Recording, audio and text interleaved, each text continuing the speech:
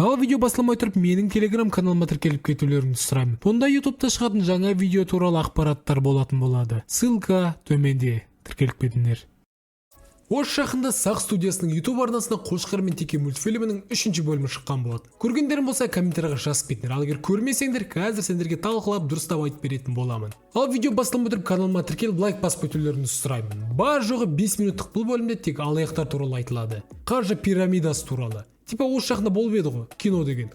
Ақша саласың, кино көресің және ақшаны 2 есе алып көтеріп аласың. Бірақ бұл әрине өтірік болып шықты. Басында адамдар расында да өз ақшаларын 2 есе алып көтеріп алған болатын. Бірақ бұл тема тез жабылып, көп адамдар өз ақшасынан айырылған болатын. Чорттар, тегін ақша ешқашан болмайды. Оңай келген ақшаны берекесі де болмайды. Бұл әлемде бәрі сені алдағысы келеді. Ешкімге сенбе, короче. Ойбай, чет қуып кеттім ғой. Қошқар мен Текеге қайтып оралайық. Расымен де 5 минуттық бұл бөлімде алаяқтар туралы айтылады. Және бұндай адамдарға сенбе керек екен, және бұндай адамдардың көп ұзатпай өз жазаларын алатыны туралы айтылады. Қошқар мен Теке бұл жолы малдар сияқты емес жұмыс жасап, ақша табатын малдар болыпты. Тек олар емес, бәрі жұмыс жасап жүр. Құмырсқаларға дейін. Бірақ Теке ғана емес. Ол сашковать етіп жұмыс жасамай оңай ақша табу жолын іздейді. Және оның қуанышына орай оған түлкі жолығады. Және оңай алдау жолын қолданып, 10 мың берсең 15 мың қылып көтеріп алуыңа болады деп құлағына лап шале бастайды. Осы сәтте Текенің жанында Қошқар болған етін. Және бұл алдау жолына ол әрине сенбейді. Себебі ол ақылды, красавчик, тема, качок ебі. Ал Теке әрине тупой сеніп 10 мың теңгесін беріп, расында да 15 мың қылып алады. Және тағы көтеріп алайын деп 15 мыңды беріп, 20 мың теңгесін күте бастайды. Сөйтсе түлкі оны алдап кетіпті.